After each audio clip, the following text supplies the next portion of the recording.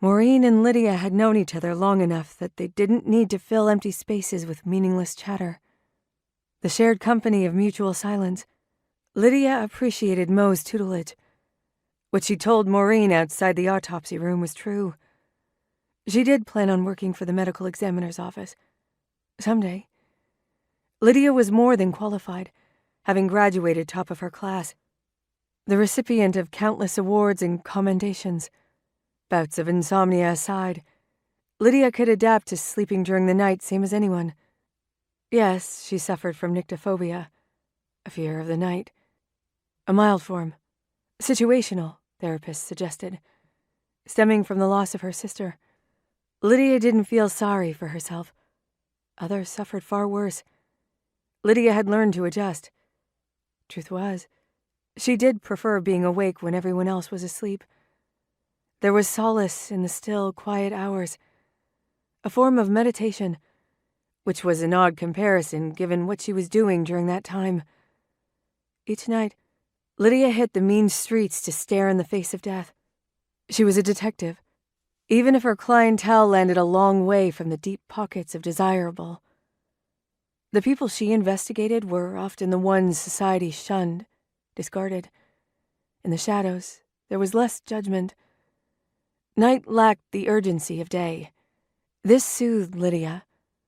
What did it matter where you slept if you didn't have a home? Flattened, oil-stained cardboard mattresses made for the same uncomfortable bed regardless. Do we choose our professions? Or do they choose us? Lydia thought about this often. She was thinking about it now, tooling along the freeway, Maureen resting her head against the cool glass, enjoying a power nap after a hearty bowl of pho ap chow zon.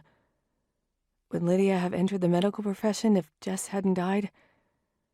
Lydia excelled in science classes, biology, anatomy. It was taking home the National Science Prize that caught Maureen and the board's attention. But the field of medicine? Majoring in such a macabre facet? She should have gotten more sleep last night. Thinking wasn't helping. These questions better exhumed in therapy.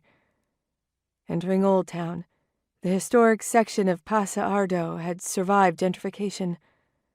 Lydia took in the whitewashed windows and boarded-up buildings, feeling the anxiety and dread of darkness creeping in.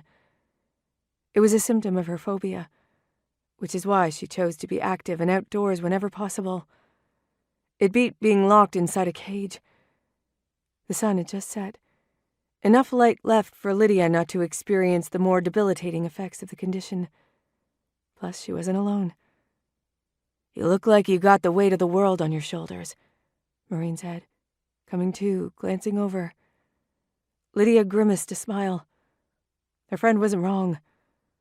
Sometimes Lydia felt the weight of it all, unable to withstand the burden, fearful one day she'd be dragged down by the stone.